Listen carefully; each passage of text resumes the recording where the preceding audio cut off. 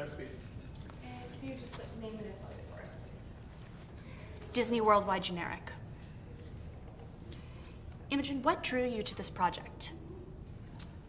I would say Aaron Paul was the big draw because we just had done a movie together in London, and he was in talks to star in this film, and he reached out and said, "Is it something you'd consider?" And I would say he certainly was an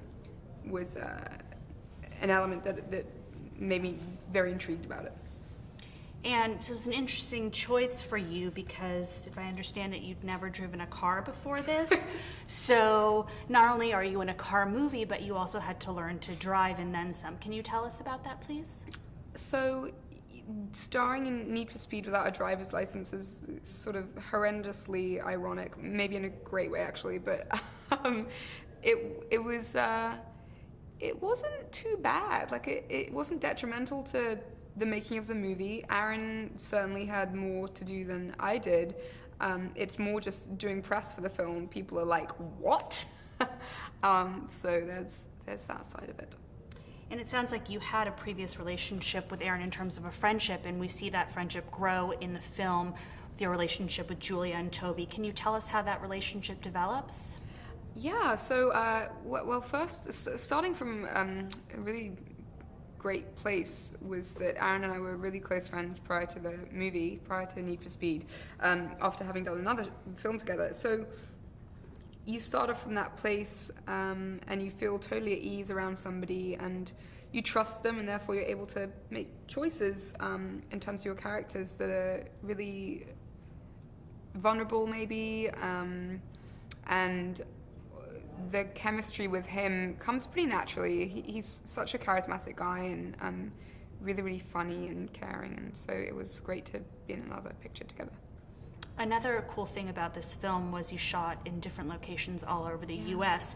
So did you enjoy seeing different parts of the country that maybe you'd never seen before, and how was that for you to film on location? I felt so privileged to be able to see so many parts of America. It's a country that I love, and the landscapes blow my mind. Mendocino, San Francisco, kind of a lot of Northern California, but also Moab and Utah. Moab was extraordinary. I'd never seen anything like it before, and it was very much an out-of-body experience when you're standing alone looking at this landscape. And I was grateful every day to be able to see these things, you know. And also the salt flats, all of it. It's just really what a special experience that was. Yeah. Now, Scott Walk comes from a background of being a stuntman, so he wanted to shoot everything practically. Did that scare you? Did it inspire you? How did you feel about that? I felt really excited to be a part of something that was negating CGI and green screen. It was sort of going way back when to when things were handmade, really. That's where I thought about it. You look at something like Butch Cassidy and the Sundance Kid, a film like that, and even going back to like the westerns, and there's something really fantastic and raw and real about knowing that, okay, maybe these characters aren't going to run up a wall onto a ceiling, but that's okay because what's happening is still possible, you know, and that was proved by these stunt guys, and watching them take part in these really, you know, potentially dangerous actions was so thrilling. It really, really was. What would you say you enjoyed most about making the film? Was it being part of the whole practical stunts, or was it being involved in the story? I think I really relished, first of all, the experience of seeing so much of America and seeing these landscapes. That was something that every single day I was absorbing as much as I could.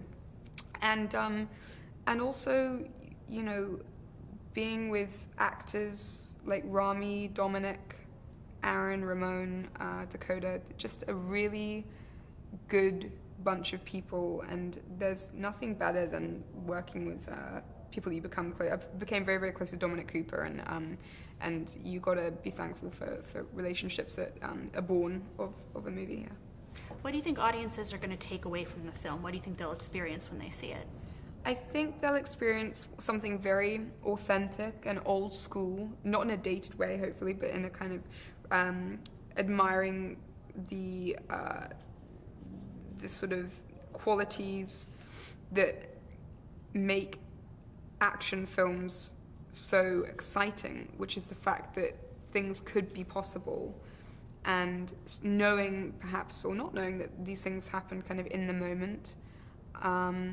But hopefully they'll have a lot of fun watching it. You know, it's a movie about cars.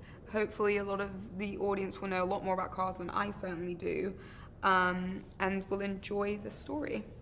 Thank you so much. Thank you. I think you get a break now. Woo!